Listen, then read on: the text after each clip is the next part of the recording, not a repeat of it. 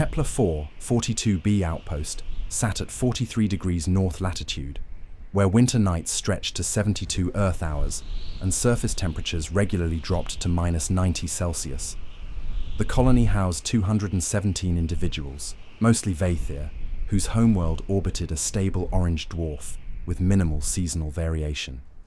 They had built their settlement above ground, relying on fusion generators and thermal containment fields to maintain habitable zones. Marcus Webb had arrived 16 months earlier as part of a resource survey team. At 68 years old, he was the oldest human on Kepler 442b and one of only 12 humans in the entire colony.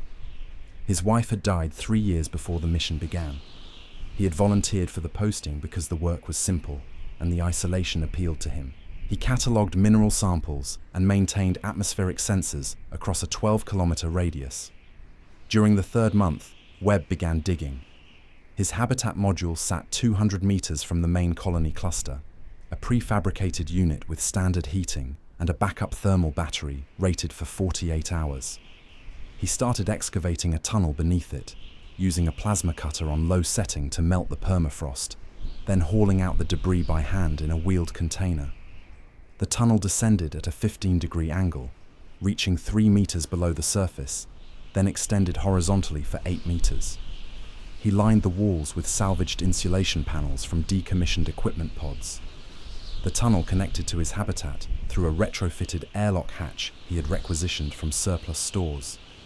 The Vaethir engineers noticed his activity during a routine inspection. They examined the tunnel entrance and asked about its purpose. Webb explained that underground temperatures remained more stable than surface conditions, typically hovering between -10 and -15 Celsius at 3 meters depth, regardless of surface fluctuations. He planned to use the space as a secondary shelter in case of heating system failure. The lead engineer, a Vaethir named Kesith, had accessed the colony's maintenance logs and pointed out that primary systems had 99.7% uptime. Backup generators had never been needed. The thermal containment fields were rated for temperatures down to -120 degrees Celsius. Webb's tunnel, by contrast, would require constant maintenance to prevent ice formation and structural collapse. It represented an inefficient allocation of time and resources. Webb continued digging. He widened the main chamber to 4 meters across and 2.3 meters high. He installed a small methane heater scavenged from a broken cargo transport, vented through a narrow chimney that rose to the surface 30 meters from his habitat. He stored 4 weeks of rations in sealed containers, along with water recycling equipment, a manual air scrubber, and thermal blankets. The entire tunnel system required no external power beyond the minimal draw of LED lighting strips that ran on a solar trickle charge battery. The ice storm began on day 244 of the local calendar year, 3 weeks into the long winter cycle. Initial meteorological data indicated a standard frontal system moving in from the northern ice cap. Surface temperature dropped to -73 Celsius within the first 6 hours. Wind speeds reached 80 kilometers per hour. The Vaethir sealed their habitats and increased thermal field intensity by 12%. By the 18th hour, the storm had not passed. Temperature continued to fall, -87 Celsius, then -94. Atmospheric pressure dropped as supercooled air masses collided above the settlement. The wind carried particles of frozen methane and carbon dioxide, creating a dense fog that reduced visibility to less than 2 meters. Solar collectors accumulated frost at a rate of 3 centimeters per hour. The fusion generators continued operating normally. Thermal fields held. The colony's central computer predicted the storm would clear within 30 hours. It did not clear. On the second day, wind speeds increased to 115 kilometers per hour. Surface temperature reached -108 Celsius. The methane fog grew so thick that thermal sensors could not penetrate it. Colony members remained in their habitats. The Vaethir physiology tolerated cold better than humans, but they still required environmental temperatures above -20 Celsius for extended periods. On the third day, Habitat 7 reported a thermal field fluctuation. The containment grid had developed a harmonic resonance with the wind vibrations, causing periodic drops in field strength.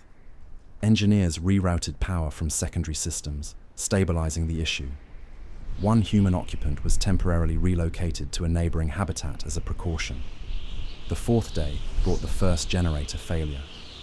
Fusion Plant 2 experienced a coolant line rupture when a support bracket contracted beyond tolerance specifications. The extreme cold had made the metal brittle. The plant shut down automatically. The colony's power grid compensated by drawing more heavily from plants 1 and 3. Total output dropped by 31%, but remained sufficient for all thermal systems. On the fifth day, solar collectors were completely encased in frost. Battery reserves began to drain. The colony administrator initiated power conservation protocols, reducing thermal field strength in unoccupied sections and lowering internal habitat temperatures by 4 degrees. The Vaethir wore additional insulation suits. The humans activated personal thermal units. Webb had descended into his tunnel on the second day of the storm. His habitat's heating system was functioning normally, but he had checked the meteorological data and noted the pressure gradient. The numbers reminded him of blizzard patterns in northern Canada, where he had worked for 8 years at a mining operation. Those storms had sometimes lasted for a week. The tunnel temperature registered -12°C, exactly as he had calculated. The methane heater raised the main chamber to +6°C, with minimal fuel consumption. He sealed the entrance hatch and settled into the quiet space, reading from a data pad and eating rehydrated stew. On the sixth day, Fusion Plant 3 developed a coolant leak. Engineers attempted repairs, but the exterior access ports were frozen shut, sealed under 17 centimeters of methane ice. The plant continued running at reduced capacity with elevated core temperature warnings. Total colony power output dropped to 49% of normal. The Vaethir began clustering in larger habitats to share thermal resources. 30 individuals moved into the primary research facility. The humans gathered in Habitat 12, which had the newest thermal systems. Surface temperature reached -119 degrees Celsius. On the seventh day, the first thermal field collapsed. Habitat 4, on the northern edge of the colony, lost containment when a power relay failed. Internal temperature dropped from 18 Celsius to -40 Celsius within 9 minutes. The 3 Vaethir occupants evacuated through connecting tunnels to neighboring structures, suffering mild frostbite, but surviving. Engineers attempted to restore the field, but the damaged relay required a replacement part that would need to be fabricated. The manufacturing facility was operating on minimal power. Fusion Plant 1 began showing stress indicators. The extreme external temperature was affecting heat dissipation systems. The plant's thermal radiators, designed to expel waste heat into the environment, were operating at reduced efficiency because the ambient temperature gradient had narrowed. Core temperature climbed to 107% of nominal. On the 8th day, 3 more habitats lost thermal containment. The failures cascaded as the power grid rerouted around damaged nodes, creating surge conditions in downstream systems. The colony population consolidated into 7 structures. Internal temperatures dropped to 12 Celsius in most spaces. The Vaethir entered a torpor-like state to conserve energy, huddling in groups. The humans wore every layer of clothing they possessed and rationed the power for their personal thermal units. The storm showed no signs of diminishing. Wind speed held steady at 123 kilometers per hour. Surface temperature remained at -117 Celsius. On the 9th day, Fusion Plant 1 scrammed. A thermal sensor registered a false critical reading, triggering an automatic shutdown. Engineers could not override it remotely. Someone would need to reach the plant physically and reset the system manually. But the control room access required crossing 60 meters of open ground in conditions that would kill an unprotected Vaethir in less than 3 minutes. The colony now operated on 32% of normal power. The administrator ordered thermal fields reduced to minimal viable settings. Internal temperatures dropped to 4 degrees Celsius. The Vaethir ceased most movement. 2 elderly individuals showed signs of hypothermic distress. The medical facility maintained a slightly higher temperature, draining power at a rate that the chief engineer calculated would exhaust batteries in 41 hours. The humans were suffering more acutely. Their higher metabolism required more energy to maintain core temperature. 3 individuals showed symptoms of moderate hypothermia. The medical officer recommended they be placed in thermal pods, but only 4 pods existed, and power allocation for maximum heating would reduce the colony-wide thermal budget by an additional 7%. On the 10th day, someone suggested checking on Marcus Webb. His habitat had gone dark 3 days earlier, losing thermal containment along with the others. No one had been able to reach it through the connecting passages because 2 intermediate modules had depressurized. On the 11th day, the storm broke. Wind speed dropped to 40 kilometers per hour within a 3-hour period. The methane fog began to settle. Surface temperature rose to -98 Celsius. Engineers emerged in full environmental suits and began repairs on Fusion Plant 1. It took them 6 hours to reach the control room and execute the reset sequence. The plant came back online, power output climbing gradually as systems warmed. Thermal fields were restored in sequence. Internal temperatures began to rise. The Vaithir emerged from their torpor. 3 individuals required extended medical treatment for cold exposure injuries.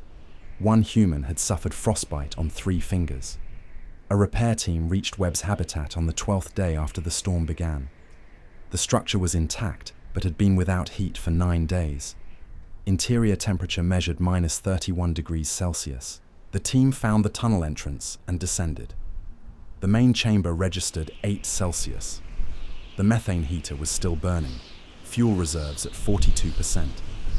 Webb was sitting at a small folding table, writing in a physical notebook with a pencil. He had a blanket around his shoulders and wore a thermal undershirt. He looked up when the team entered, then asked if the storm had passed. The Vaithir engineer who accompanied the team spent 14 minutes examining the tunnel.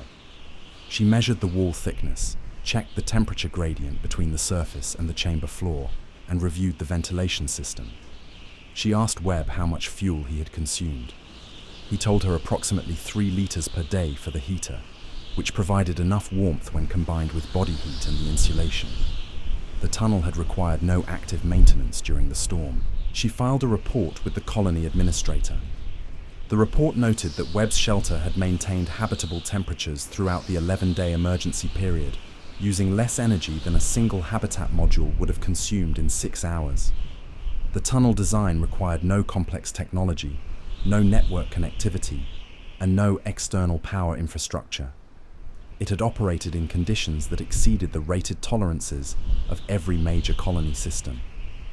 3 other human colonists began digging tunnels the following week. The Vaithir did not. Their physiology was poorly suited to manual excavation, and their habitat designs were already under consideration for retrofit with improved thermal retention systems. But the colony's emergency protocols were updated to include subsurface shelter construction as a recommended option for long-duration personnel postings. Webb completed a second tunnel that winter, this one with 2 chambers and a storage alcove. He spent 73 hours excavating and another 40 installing the insulation. When asked by a visiting administrator why he continued to expand a system that had already proven effective, he explained that the work kept him occupied and that additional space would be useful if he decided to store more equipment. The administrator did not argue. The tunnel temperature that day was -11 Celsius, while the surface registered -76. Webb was working in a light jacket, breathing easily in the still air. Above ground, wind howled across the empty plain at 90 kilometers per hour. The sun would not rise for another 48 hours. Webb returned to his excavation. The sound of the plasma cutter was a low hum in the quiet darkness, 3 meters below the frozen surface of a world that had tried and failed to kill him.